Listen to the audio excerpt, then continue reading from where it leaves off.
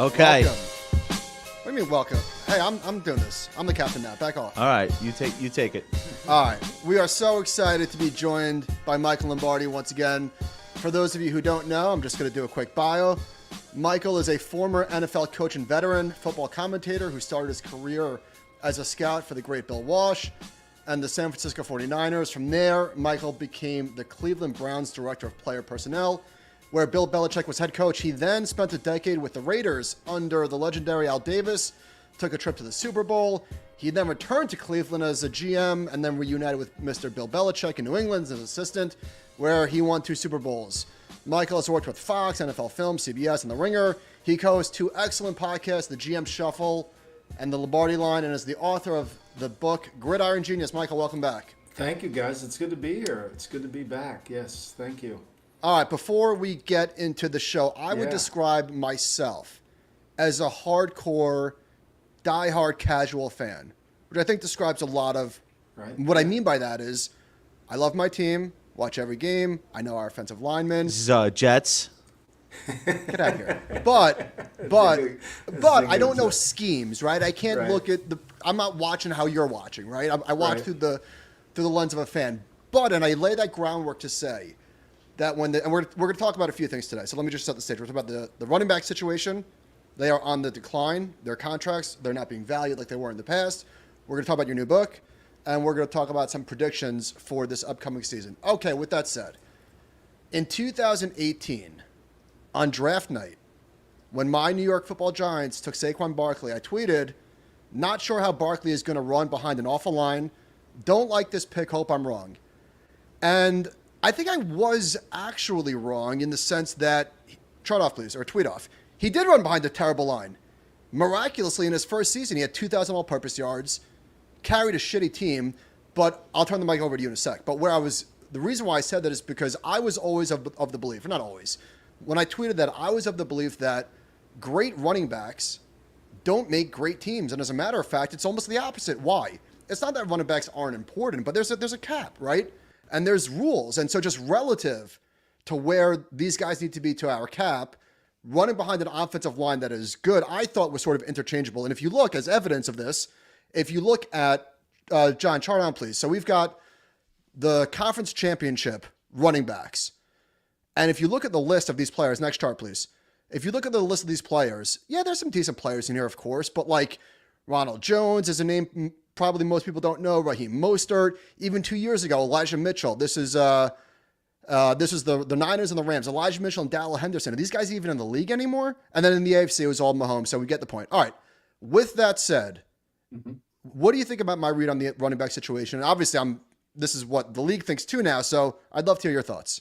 Well, I think it's interesting that, being on this show, you guys will comprehend exactly what's going on because this is the business that you're in. Our business in football is very similar to your business in investments, is supply and demand. And there's a lot of supply of running backs. So why would I spend top dollar when I can get Elijah Mitchell in the 6th round, who's slightly less than the back that I have, but he's cost me $12 million more? I mean, we're in a capitalistic system. It was developed by a collective bargaining agreement. And even though the fans and the people on the worldwide leaders scream that we have to pay the backs more, basically Adam Smith wrote it in 1700. It's supply and demand. And so let it go. There's no reason to pay them. And your analysis of Barkley was my same analysis, is they are out there. And I think you're more right than you're wrong, is Barkley's inability to impact the passing game is really the difference between what makes a guy you want to pay as a runner and a guy you're not sure to pay. Running the football in the NFL, going back to Bill Walsh in 1984, just allows you to kick field goals. You got to make explosive plays. The only way you make explosive plays is in the passing game. And because of that, you need to have the quarterback who can throw it. And you need a running back. Todd Gurley was on your list. 1 year he averaged 10 yards a catch. Kamara averages 9 yards a catch. Eckler averages 9.6. Last year, Saquon did not score a touchdown passing in receptions, and he had an average 5.6. So the dual purpose. We got Deebo Samuel, who plays running back and receiver. We got Christian McCaffrey, who plays running back and receiver. We've got Cordell Patterson, who plays running back and receiver. That's the trend where it's going. It's not going back to 1960 where Jim Taylor and Paul Hornung were in the backfield.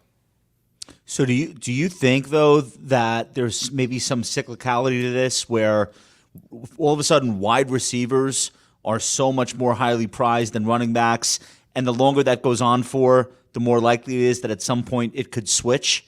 Or do you think this is now just the new way that football is played and the sport has evolved, and the running back piece is just another portfolio piece, and you don't sweat it too hard? You need healthy backs. You don't need the best back. Is that kind of where you think things are going to stay? I think it's going more towards a hockey line. We need 3 backs, so we're going to rotate them. And we're going to have 3 young guys. Today, Seattle lost both starting running backs. It's Charbonnet from UCLA and then Kenneth Walker from Michigan State. I mean, they were going to count on that dual Now, they'll come back for the season, but you need more than 1. You need 2. You need 3. I mean, San Francisco, they had Elijah Mitchell. He got hurt. They have Morset. They have all these backs that they interchange. And I think because there's so much supply out there. I mean, look, Dameon Pierce gets drafted in the third or fourth round by Houston, and he's a really good player. And as long as they're out there like that, why would I invest in all this money into Barkley? Why wouldn't I? The draft has always been about draft what you can afford to buy. Simple economics, right? We got to draft a left tackle. We got to draft a pass rusher. Some teams like to draft corners because you can't buy a corner. And teams have been drafting receivers, and we've seen the receiver market get completely inflated because it's hard to find receiver. Because receivers, there's a lot of margin for error on receivers from college to pro because college doesn't play press coverage. Pro does. They got to get away from it. It's harder to judge. We'll see some receivers who make the jump and some don't. But I think ultimately this is not changing this running back. Now, what I would say is if I were a running back, in college, I would ask to play receiver too. Just to get those reps. The Deebo Samuel role is going to become a bigger and bigger role. What'd you think about the Zoom call? That was a waste of time. For those watching, a bunch of high-profile running backs got together on a Zoom call and said they have each other's backs, whatever that means. I think it was Saquon, McCaffrey, Najee Harris, and who else? But none of these guys were gonna not play. Right. And let's not pretend Saquon scores 15 touchdowns a season or. Yeah. So. I mean, unless Jim Irsay was on the Zoom call, I mean, unless those 32 owners are on the call, but forget the owners. This is collectively bargained. I mean, this is a free market system. The reason and the system is predicated based on the same system that's predicated on yours. You can find certain companies, and that's why there's too many companies in this way, so the value don't go up. When there's only one company, all of a sudden everybody's bidding on it. I mean, it's the same thing. It's why Daniel Jones is making $40 million a year. Nobody thinks Daniel Jones is worth $40 million a year, including Daniel Jones. Sir. No, nobody does. Nobody, even you, Michael, don't. But you got to pay them $40 million because the quarterback position in the NFL is very similar to the basketball. That so-called franchise player in basketball, the Bradley Beal, who's really good. And if we don't have him, we're going to suck. Mm-hmm. But he's never going to be good enough to get us where we want to go, but we got to have him. Not to belabor the Saquon point, this is 2020 hindsight. Nick Chubb went 32 that year. Yeah. And we just had so many other needs. That's why I was not too thrilled with the pick. All right, so the league is going in this way. John, throw up this chart. Teams are spending less on running backs. Here it is, and it's not for any other reason that this is business. Running backs peak generally between ages, I don't think it's like 22 to 25, something like that. And not that they're interchangeable, but they're not the most important piece. It's the line. And if you have a good line that can create space, all these guys are talented, and they all could run for the most part. Some are a little better than others, but that's why, Dalvin Cook, one of the top running backs of the last, he's actually been pretty fair. He got injured a few times, but he's a free agent. Can't find a buyer. How about last year's Super Bowl? Edward Blair sitting on the sideline next to Andy Reid, and Pacheco from Rutgers is the starter, 7th-round pick. They're out there. And so what your chart says is very, very symbolic of what's going on. But deeper than your chart is this. 24 receivers since 2015 got second contracts. all but 4 of them lasted through the second contract. The life expectancy, the juice in their lower legs goes. It's unfortunate. It's the hazards of playing the position. Now, Henry's an exception to the rule. Nick Chubb's been an exception to the rule. Eckler's an exception to the rule. There's some guys that are, but for the most part, I don't know why we're crying. It's an economic system that has way too many players in it. There are too many good running backs. Next year, the draft will be filled with them. Everybody made fun of, I mean, as good as Bijan Robinson is, the 9th pick in the draft, like you just mentioned, Chubb went 32. The Patriots took Sonny Michel before Chubb because everybody was worried about Chubb's knee. Everybody thought Chubb's knee was going to hold up. And he's gone, by the way. He retired today. Michel did, but Chubb, the reason everybody loved Michel more than Chubb was because Chubb had that knee injury in his junior year, sophomore year, whatever it was, and they weren't sure he was going to come back. I mean, it's a hell of a pick. So, and Pierce in the 4th round, that's a hell of a pick. He didn't even play at Florida, this kid. This kid didn't even play. He didn't even play. Dan Mullen wouldn't put him on the field. And he ends up going the 3rd round. Do you think that, so I agree with you that this is not Josh's question of this, has the pendulum gone too far? This is secular, right? Like the data is what it is. I don't see a fix for this, but do you see, not immediately, but maybe in 5 years and 10 years, as kids start to get wise to the fact that running backs don't get paid, are they going to migrate, or is running back still going to be the sexiest position on the field? No, I think they're going to migrate to be in the dual purpose back. I think you're going to see more of it. I wrote this in Gridiron Genius. I truly believe we're going closer to a 2 quarterbacks. This single wing is going to come really back. So who would that be? Back in the 20s and 30s, there were they had 2 quarterbacks on the field. One guy would take the snap, the other guy would run with it. They were both running backs. Essentially, they could throw it. They didn't throw it. The ball looked like one of those, blown up balloons. Who could throw it? And so, but who's got to? I mean, I could see a time in the next 5 years where you have 2 players like Jalen Hurts to minimize the quarterback from getting hurt. So you're playing them all at the same time. I do like that play where Saquon takes the direct snap. I don't hate that. I don't know if they have to pay him extra to pull that off. But if he could throw it really effectively, like right. if you had somebody who could. If you had somebody that could throw it, that really could. Like if you had Anthony Richardson and another guy like Anthony Richardson, all of a sudden, who's the quarterback? Who's the runner? It's becomes a little bit. I think this. Look, the one thing we've seen in the NBA, and the NBA is a little bit of a trendsetter. The way the players can switch from 3 to 4, and they can play 4, they can play 3, they can play 2. Well, the NFL is getting to that. McCaffrey got his money because he could play slot receiver and be the running back. That's why he got paid $16 a year. Now, it was a bad contract for Carolina. It's a good contract for San Francisco. But when he was in Carolina, everybody was complaining about that contract. Is it likely that many teams will be able to find a good receiver running back combo player, and then that's how the pendulum swings back? Yeah, I think what Michael said is true. I think these kids are smart enough to say, "Hey, I want to learn to be a receiver." When I first started in the draft, working in the NFL in '84. The position of running back receivers were moving to running back. Charlie Taylor, if you remember him, old player from the Washington Redskins, he wore number 42. He was a running back in college. They moved him to receiver. And we would always tag a guy in the draft room that was a running back or a running back in high school or a running back early in his collegiate career, because when they got the ball in their hands as a receiver, they knew what to do with it. They were much better. Mm-hmm. And so there were so many receivers, running backs that were moving to receiver. I think you're going to see some of that and go back and forth. I mean, look, the Patriots were the team that put Cordell Patterson in the backfield. Do you remember that? I mean, he was just always a receiver. Nobody really, because he's impossible to tackle. So I think we're going to see kids start to do more of that, and the high school coaches will start to do more of that. So all right. I think we're beating this into a pulp, but just one last stat. So this is from The Ringer. No Super Bowl winning team since 2013 has paid its leading rusher more than $2.5 million. You got a finite pie, and it goes to the quarterback. It goes to the people that protect the quarterback and the people that sack the quarterback. One of the flip sides to the running back, the demise of the running back, is sort of the demise of the middle linebacker. Like, the Patrick Willises of the world, the Ray Lewises of the world, and the Urlachers, like, they don't really exist anymore. Right. Because now they're rushing the quarterback. They do in this sense, where I think we've lost all touch of reality here, because we don't get this from the TV commentators, is there's no longer first, second, or third down in the NFL.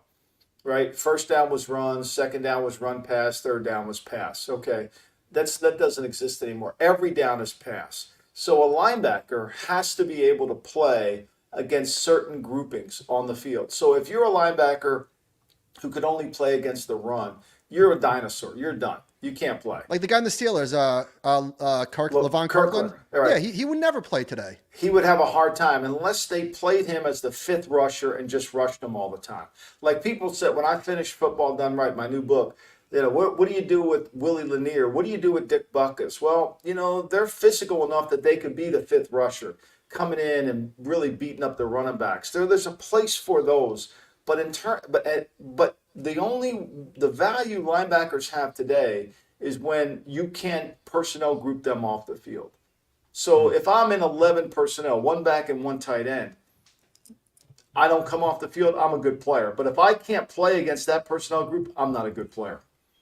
So, Michael, you've got a new book coming out. Tell us about it. It's called Football Done Right, Setting the Record Straight. What's this about? What was the inspiration? When This did is it your come out? This is your second book, right? Second book, yeah. So a good friend of mine who I worked with at the Raiders kept saying, you should write a book about along the lines of what Bill Simmons wrote about in the book of basketball. Like set the record straight on what's going on. And I've been perturbed quite a bit about the Hall of Fame, about how it's become too politicized, how who can carry the Southern primaries are the reason why they get in. It's not based on merit. I mean, Sterling Sharp is one of the best receivers ever to play. He only played 7 years, so they say he can't get in the Hall of Fame.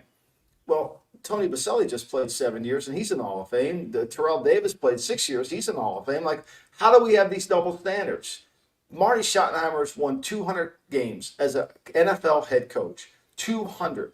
There's only 9 people on the planet Earth that has won 200 regular games. Only 9 out of the 514 that have called themselves head coach. He can't get a sniff. He can't get a sniff into the Hall of Fame. Now he's up on this committee, but he won't make it. They'll say, well, he didn't win a Super Bowl. Oh, he didn't win a Super Bowl, but George Allen's in the Hall of Fame. He lost the Super Bowl, had a 70% winnage percentage, but never came close to the amount of wins. Like, tell me what the protocol is. So this book is about, I evaluate the coaches, trying to understand where every coaching tree comes from. Because there's 5 universal trees in the league. The next step is I evaluate the top 10 coaches, and then I set a criteria for what should get into the Hall of Fame. And then why do some guys not get in the Hall? Like George Seifert, for example. 2 Super Bowl wins, 65% winning percentage. But what happened to him was he went to Carolina and he didn't do well. So his second stint is killing his first stint.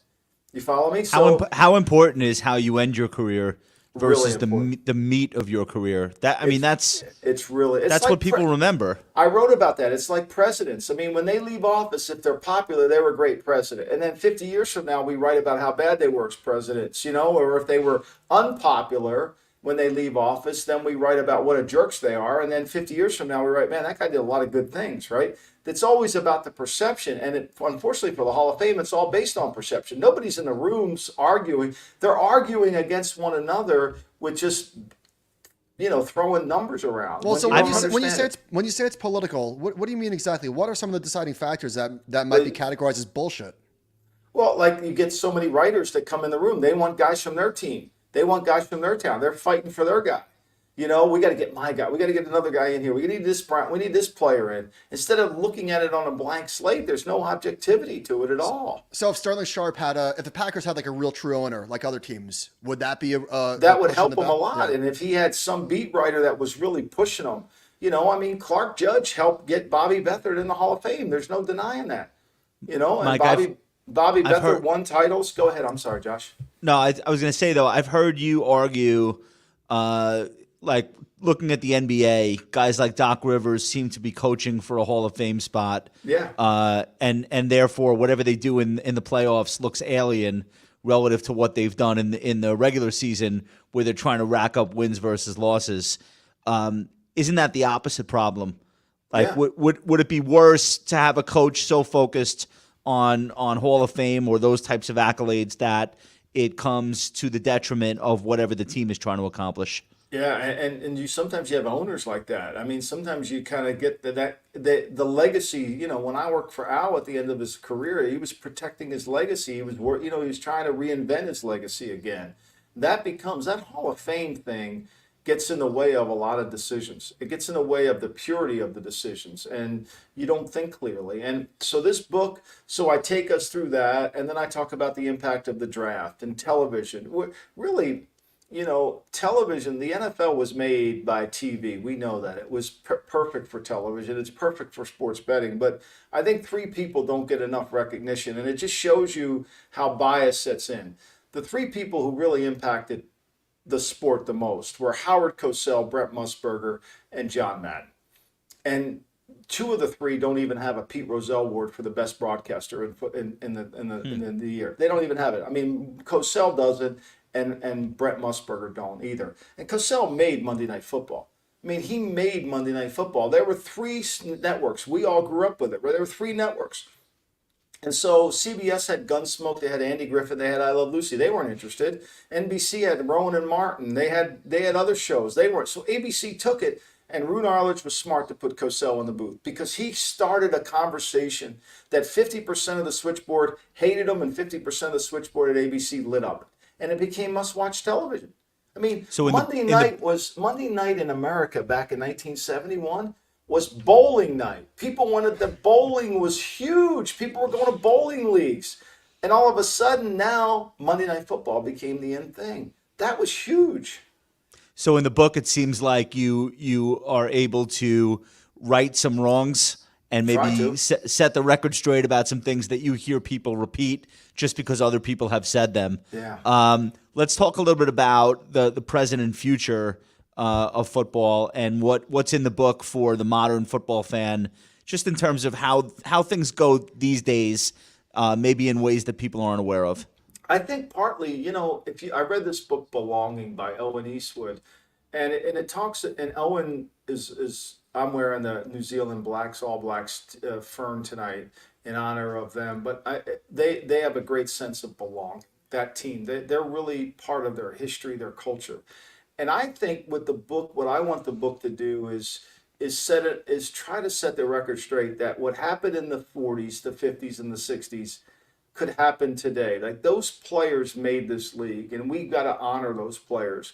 And it becomes a sense of belonging. And when you honor the past, I really feel like to not have Joe Montana as your top 5 quarterback is an injustice. To think that only the current players are the best players, to me, I owe it, to people to try to educate them on how good Johnny Unitas was, how great Dick Butkus was, how Night Train Lane was unbelievable, and how Larry Wilson did this, and then, other coaches created this situation. I mean, if it wasn't for Paul Brown, we wouldn't have coaches. Paul Brown was the Bill Gates of the NFL coaching trees because he developed the software for all the coaches that they still use today.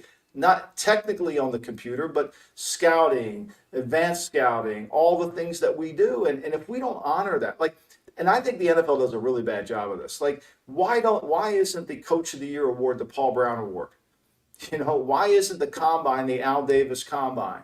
We don't honor it. And so what happens is we lose sight of what made this league so great. What is it? Is it the Tostitos Coach of the Year? What's preventing? I think that's what it is. It could be the Paul Brown Tostitos. We could put, I just think we lose sight of what makes it so great. Why do we all want to watch the Masters? Why do we all? Because they have such great tradition and they sell tradition. I know the egg salad sandwich is another part, though. Everybody wants to go down there. But the reality of it is we know the course. We know the history of the course. Those two things, and we honor the history. You don't hear anybody saying Bobby Jones can't play golf at the Masters today, do you? You never hear that. I think the NBA does a really great job. And matter of fact, they just named a bunch of awards after former players. I think that, correct me if I'm wrong, the Super Bowl did more revenue than the entire NBA playoffs. Yeah, did you know the ratings? I mean, the NBA, I believe the NBA just laid off 60 people in their offices. I mean, it's not a good thing in the NBA right now. The ratings this year, the NFL Super Bowl, and I think it was a 115.2 million homes, and the NBA Finals was in 13.2. It was the first time there's been 100 million home gap in that. Huge gap. And yet the contracts, again, for reasons that are sort of obvious, like the physical part of it, look wildly different. The owners the owner situation in the NFL and the NBA could not be more different. Matter of fact, speaking of that, I believe you grew up a Redskins fan. What do you think of what's going on there? Is this a good thing? I mean, it can't be a bad thing. Dan Snyder was the absolute worst. Well, no, George Preston Marshall was the worst. I mean, we don't talk about that. He's in the Hall of Fame. That's George before my Preston time. Right, but he wouldn't allow black players on the team until 1960. Bobby Mitchell. I mean, there was a period in the NFL where there were no black players till 46. And Preston Marshall was really responsible for that. But look, Dan Snyder, I really want to do, maybe we should do this pod. I've been wanting to do a pod about, the series that they run, how I built this. Mm-hmm. Yeah. I think the best thing that really, I think that's a wonderful thing to listen to, but we learn more from how I destroyed this. Right? He made $5 billion between purchase and sale.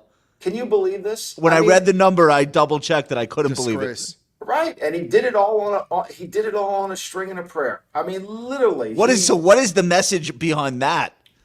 Well, he used litigation as his powerful tool that he would sue. I mean, he's in business. You guys know Howard Milstein. He and Howard Milstein were supposed to buy the team together originally. This whole thing started because Jack Kent Cooke wouldn't sell the team to his son, wouldn't give the team to his son. He made it go to bid. And that created this fiasco. And then they got Snyder involved, and they changed the lending rules to let Snyder in. And then he just systematically destroyed. This was a team that had great history. It was unbelievable. And he just started to run it like a fan, a bad fan. And he destroyed it. And yet he gets rewarded with $5 billion. I mean, so he pays the $60 million. I mean, that's a deck chair off the Titanic. Yeah, it's wild. I wanted to make sure that we have some time to talk about Aaron Rodgers and the Jets. Yeah. From my perspective as a football fan, but not incredibly in depth on everything. When I talk to people about football, this seems to be what everyone wants to talk about. I'm from Long Island, so you can understand that. Sure. Are people too excited or not excited enough, or is it too early? No, I think the enthusiasm is justifiable. I mean, the guy did not play well last year, but he's a really good player. And the Jets are a team that was a good team without a quarterback last year. Mm-hmm. Now, the second half of the season when they went maybe the worst quarter, actually worse than not a quarterback. Well, the other part about the Jets too that I think that gets overlooked is their defense only created 2 turnovers over the last 7 games of the season. So they didn't help their offense either. But more than anything, the offense hurt them. There's no question. And they needed to make changes. They fired Mike LaFleur. They changed their O-line coach. So there's a lot of reason to be enthusiastic about the Jets. Now, my question is it goes back to your industry, just like everything in the NFL goes back to business. Can we become great all of a sudden, or do we need to be good to get to great? And I think there needs to be a little bit of let's lower our expectations. Like, when Brady first went to Tampa, they weren't playing very well at first. And then eventually they became great and they got better at the end of the year. I just hope the Jets manage it better than that, because if they start out with that tough schedule and they're not playing their best football, what's going to happen? Is it going to fall apart? And they're going to need the leader to kind of hold it all together, and that's going to be their head coach. John, can we throw up this chart of 2023 over under? These are for the win totals. I got this from FanDuel, which I'm a huge fan of. Here's what jumps out to me, Michael, and I want to get your take on this. So what this shows is this is the over under for the win totals for next year. You can bet the over, you can bet the under, and the lines are skewed. That's probably too much in the weeds. But anyway, all right. The New York Jets, as we just discussed, 9.5 wins. So there's tiers. There's 11.5 wins, 10.5, 9.5. That's where the Jets live. So I think that, the betting industry is expecting a lot of wins from them. They jump off the page to me, and so do the Saints at 9.5 wins. Because what? Derek Carr? I don't understand this one. Help me figure this out. Well, Carr did not play well last year, no matter how you want to slice it. I mean, my son's the offense coordinator, so full disclosure. But when you just watch the tape, I mean, he missed a lot of throws. He didn't play to the level that he played a year before. So I think, they're counting on him to rebound. And, do what the Saints, are they good enough on defense? I think there's always those sucker plays on those wins. When it looks too easy, Michael, you stay away. Like let's take the Steelers, 8.5. Mike Tomlin hasn't had a losing season. He's a really good coach. He's really a good leader. They played well last year. Second half of the season, they were as good as the Detroit Lions, right? They were as good as the Detroit Lions. They only had 5 turnovers all in the last 9 games of the season. They ran the football more effectively. Their defense, when Watt came back, was better. And now they're sitting at 8.5. I think Mike Tomlin will win more games. I think Washington, with the new owner, at 6.5. Now, I know all those 6.5 teams have questionable quarterbacks. But Washington's talent, I mean, they were the best third down team in football last year. They played really good in the red zone. They're a really good defense. If they don't screw it up on offense, they should win 7 games. I mean, my Lord, that's not that hard. So I went through the Jets schedule. I didn't see it as a tough. The Giants seem to have a tougher schedule. I mean, you figure the Jets will lose to Philadelphia, they'll lose to Mahomes. I'll take those from them. well, A they lot play of those. the Dolphins twice and the Bills twice. Yeah. And everybody counts out the Patriots because Guilty. Everybody just counts out, even though Nobody's afraid of the Patriots now. nobody's afraid of them because, as Asante Samuel said, it was Brady that won all of it. Let me ask both of you two a question here. In the first Super Bowl that Brady won in New England, how many yards did he throw for in that game? Against the Rams, I think it was like 150 or something. 134. They rushed for 133. So my point was bringing that up is you need a great quarterback, and he was great. But the 3 elements have to work together for you to win a title. The That was a 3 great elements defense. have to work together. They were great on defense. They forced 7 turnovers in the 2 playoff games, the divisional the conference championship, and the Super Bowl. They created 7 turnovers. So you got to have all that. And for any team to get over their win total, they have to have all 3. And that comes down to the head coach, making sure that all 3 units work together. Right? Mike, I'm so Because glad you said that. I'm sorry, football's finish the your thought. only Finish your thought. sport. Football's the only, well, not the only one, but it's very few. In your job description in football, and you're the offensive coordinator of the Jets, Nathaniel Hackett's job is to get first downs, score points, and keep the ball, right? The defense coordinator's job is to stop them from scoring, stop them, create turnovers, and stop them from yards. The only guy whose job description says winning matters is the head coach. So it's his job to manage the 3 units so that you do everything in your power to help your team win. Or else you'll have a guy who gets a lot of yards, but you don't win games. Were you surprised that Sean Payton said what he said about Hackett? No. Given that, no, why? No, because I think he wanted to put the onus on him. I think he flipped it. I think he wanted to say to everybody on his team, I got your back, and I'll take the bullet, because when shit falls apart here, everybody will look to me, and that's what I want. I want everybody to blame me if it doesn't go well. Back to Aaron Rodgers. You have talked about culture a lot, and I don't think when most people think about culture among NFL teams, they think of the Jets. Yeah. Is the culture there sufficiently prepared to actually take what they're being given and do something with it? Like throwing a superstar into a non-culture usually doesn't work. Yeah. I guess it could, but I'd love to hear what you think. That's what has me most concerned about. That's why I said we've got to get. I mean, when Saleh came out and said we're one of the 6 or 7, again, he didn't look back on history. So since Namath made the prediction, the Jets have only been to the playoffs 13 times. Since Namath made that prediction in '68, they haven't been to playoffs since 2000. This is not an organization that's just draped in winning or understands what it takes to win. And so when he makes that statement, he's basically saying we can cut all the corners. And you can't cut the corners. Like, he should be downplaying it. He should be saying, look, we got a lot of work to do. We can't, we're not any good yet. We haven't beaten anybody. Just because we've got Aaron Rodgers, we haven't beaten anybody. But they're taking the other approach, and I've not seen that approach ever work. That's what They don't have worries much me. time, though. It's a 39-year-old quarterback. But he can say that publicly, that he could say what I just said publicly, but he's got to drive the team. I mean, the leader of the team has to make everybody better. What team are you most excited? What team are you most excited about this year, or what do you think is going to be the biggest surprise to the rest of us? I think Cleveland's really a good team, and I think that Deshaun Watson cannot play as bad as he did last year. I just don't think that's possible. I don't think he got that contract because all of a sudden he was bad. I think they're really good. I think coaching matters in the NFL. I think Jim Schwartz will really do a good job defensively. And I think they'll be able to rush the passer. I think he'll help Kevin Stefanski as a head coach. I know it's a tough division because you got Tomlin in there and he's good. And then you got Harbaugh at the Ravens. So I think that's a team. I think Seattle's better than people think. I mean, they started 2 rookie tackles last year. Their defense has improved in the offseason. They've had a really good offseason. I think they'll catch somebody. I mean, I don't think the Rams are – I know the Rams are not very talented, even though they think they can come back from it. The Cardinals are going to go through a rebuilding, so you have a chance there. Wait, Michael, pause. I want to ask you about the Cardinals. So they have the lowest over-under. It's 4.5 wins. The next lowest is 6.5. So that's a pretty big gap. And in that group, it's the Texans, the Colts, the Rams, the Bucks, and the Commanders. I actually bet the over on the Cardinals, not because I think they're good, but I went through their schedule, and they've got 4 really, really easy games. I'm not out of division. I'm not even talking about the Rams. I know Colt McCoy he's a backup, right? That's what he is. But that 4.5. doesn't stay healthy. He doesn't stay healthy. That's the problem. 4.5 games is they're gonna win 4, 3. I mean, they could. The Bears won 4 last year with Justin Fields, who everybody thinks is going to be the MVP this year. So, like, I think it's hard. I think it's going to be hard. They're not very talented. That was a really bad job. Now, when Murray comes back, you think they could win? Who they throwing the ball to?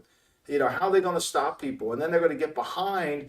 You know, to me, the Cardinals are going to be what I call a good 50-minute team. They'll play probably good for 50 minutes, but then it'll all fall apart. So much like the Texans last year. You mentioned head coaches a few times. Much to my chagrin, or maybe I guess I like that nobody expects much from us. The New York Giants, in my estimation, have one of the top 5 head coaches in the NFL in Brian Daboll, and they've got us at 7.5. They got the I know it's a different division. Falcons at 8.5.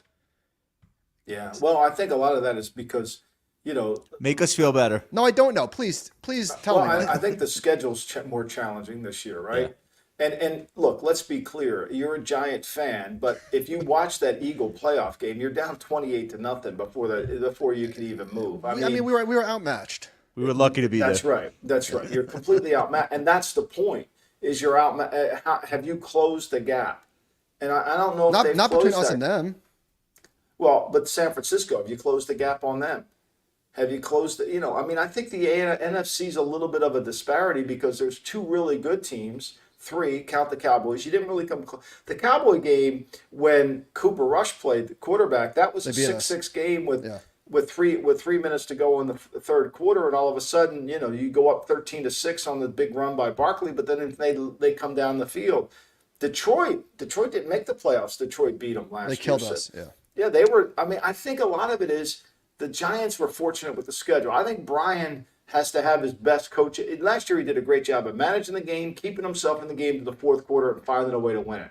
That formula worked last year. They're going to have to alter that formula, and I think that win total is a reflection of can they alter that total. Look who Danny was throwing to. Like Richie James, Isaiah Hodgins. So he brought in Waller, the rookie. I'm drawing a blank on his name, who allegedly ran 24 miles an hour today. Jalen Hyatt and Landale Robinson, who tore his was hurt last year. Yeah, so we got some weapons. And the line should be better, but they still have to. They got to cover people. I mean, I just think they're a draft away. I mean, they were in really severe cap problems, and they've kind of managed it through.